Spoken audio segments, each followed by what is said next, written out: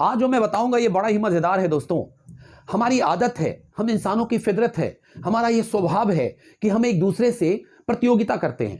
Competition हमारी life में बहुत ज्यादा है और बहुत अच्छी बात है कि अगर जिंदगी में कंपटीशन नहीं है, प्रतियोगिता नहीं है, तो हम तरक्की भी नहीं कर सकते। वो ऐसा, मुझे उससे अच्छा होना है, बहुत अच्छी बात है। उसकी अंग्रेजी ऐसी है तो मेरी अंग्रेजी से अच्छी होगी, बहुत अच्छी बात है।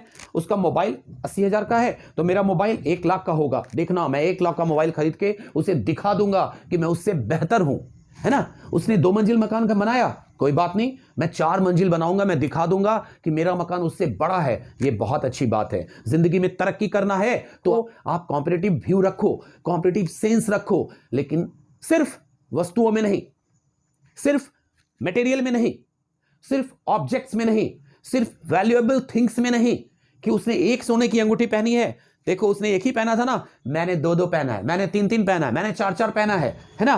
तो ये प्रतियोगिता अच्छी बात है, ये कंपटीशन अच्छी बात है, लेकिन सिर्फ वस्तुओं में क्यों, सिर्फ मटेरियलिस्टिक क्यों, सिर्फ फिजिकल क्यों? Why not ethical, why not moral, why not systematic, why not in discipline, why not in culture, why not in our religion? ऐसा क्यों नहीं होता? क्या कभी हमने ये कहा कि देखो उसके घर का माहौल कितना अच्छा है, मेरे घर का माहौल उससे भी अच्छा होगा और हम लोग बनाकर रहेंगे? कभी आपने कहा कि उसके बच्चे कितने संस्कारी हैं, मैं अपने बच्चों को उससे भी अच्छा संस्कारी बनाऊंगा? ऐसा तो हम नहीं करते। ये भी तो कंपटीशन है, ये भी तो कंपटीशन है, लेकिन हम कंपटीशन नहीं करते, हम लोग कभी कंपीट नहीं करते, हम लोग कभी ऐसी प्रतियोगिता अपनी जिंदगी में नहीं लाते, है ना।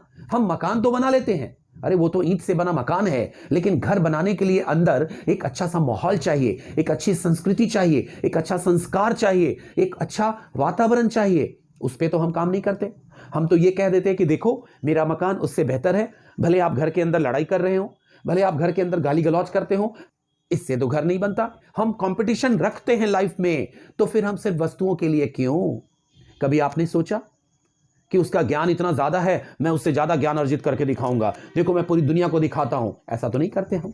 उसका ज्ञान बहुत अच्छा है तो रहने दो, पढ़ता है तो है ज्ञान। अरे आपके बेटे ने आकर बोला कि पापा मेरे दोस्त के पास 70,000 का मोबाइल है, मुझे भी मोबाइल चाहिए, लेकिन 80,000 का चाहिए, उससे ज्यादा चाहिए। आपने उसे दिला दिया, ठीक है, लेकिन कभी आपने उसको यह एहसास दिलाया कि बेटे मोबाइल से जिंदगी नहीं, मोबाइल से संस्कार नहीं बनते।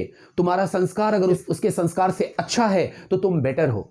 तुम्हारे बोलने का ढंग, तुम्हारा व्यवहार, तुम्हारा विचार, तुम्हारा अनुशासन अगर दूसरे लड़कों से अच्छा है तो तुम बेहतर हो। तुम इसमें भी कंपटीशन करो, तुम इसमें भी प्रतियोगिता करो, अपनी जिंदगी को प्रतियोगिता में डालो, कॉम्पिटिटिव व्यू में डालो, कॉम्पिटिटिव सेंस में डालो, लेकिन सिर्फ मटेरियल में नहीं, वस्तु में नहीं, फिजिकल नहीं, स्पिरिचुअल भी आओ, थोड़ा एथिकल भी आओ, थोड़ा मॉरल वैल्यूज के साथ आओ, थोड़ा सिस्टम के साथ आओ, थोड़ी अपनी संस्कृति को लेकर चलो, है ना।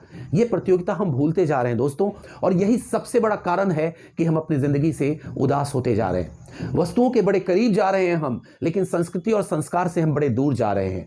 दोस्तों प्रतियोगिता रखो, कंपटीशन होना चाहिए, लेकिन सिर्फ वस्तुओं में नहीं, हमारे संस्कार में भी, संस्कृति में भी, विचारों में भी, व्यवहारों में भी, वाणी में भी, बोलने के ढंग में भी, और अपने बच्चों को भी यह सिखाइए कि बेटे कंपटीशन करो तो सिर्फ ये नहीं कि उसकी बाइक 2 लाख की है तो मेरी बाइक 3 लाख की होगी। It's a good thing, no problem, लेकिन ये भी देखो मेरे संस्कार उसके संस्कार से अच्छे होने चाहिए, मेरा चरित्र उसके चरित्र से अच्छा होना चाहिए, मेरा ज्ञान उसके ज्ञान से अच्छा होगा, तभी तो ये प्रतियोगिता हुई। तब देखिए कि आपकी जिंदगी की खूबसूरती कितनी बढ़ जाती है और आपके जीने का नजरिया बदल जाएगा, आपके जीने का अंदाज बदल जाएगा और आपको जीने में कितना मजा आएगा, आपका आत्मविश्वास बढ़ेगा, आपको लगेगा मैं दुनिया में जी रहा हूं और पूरे आनंद के साथ जी रहा हूं। मुझे उम्मीद है कि ये छोटी सी बात आपको अच्छी लगी होगी और आने वाले वीडियो में मैं फिर कुछ लेकर आऊंगा। तब तक के लिए थैंक यू वेरी मच।